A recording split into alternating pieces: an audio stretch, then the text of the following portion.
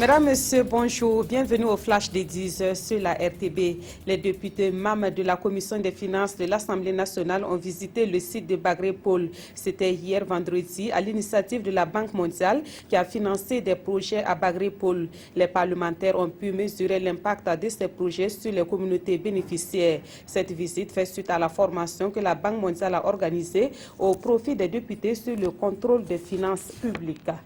Le passage à une 5e république au Burkina Faso a fait l'objet d'une conférence publique organisée hier à Ouagadougou par le RIJ, le réseau d'initiative des journalistes. Cette conférence avait pour objectif d'éclairer les membres du RIJ et l'opinion publique sur les modalités de passage à une 5e république. Un passage qui va nécessairement entraîner l'élaboration d'une nouvelle constitution, et ce pour mieux répondre aux aspirations du peuple burkinabé.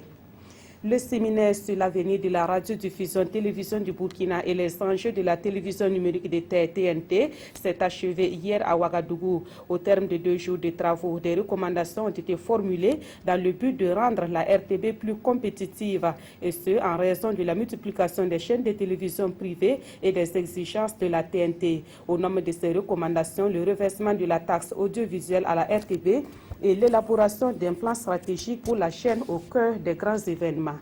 En culture, Stéphanie Tsendrebego est la Miss Ronde, c'est-à-dire la plus belle femme à forte corpulence du Burkina Faso. C'est l'avis des organisateurs de la soirée gala organisée hier en marge du Salon international du mariage de Ouagadougou. La Miss Stéphanie Tsendrebego était opposée à 11 autres candidates à ce concours réservé exclusivement aux femmes à forte corpulence. Elle repart avec une moto et un bon de formation d'1 million de francs CFA.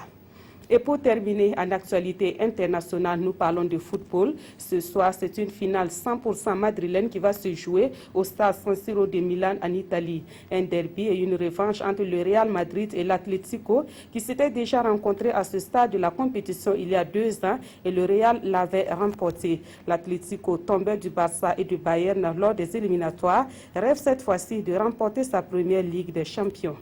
Merci d'avoir suivi cette session d'information. On se retrouve à 13h15.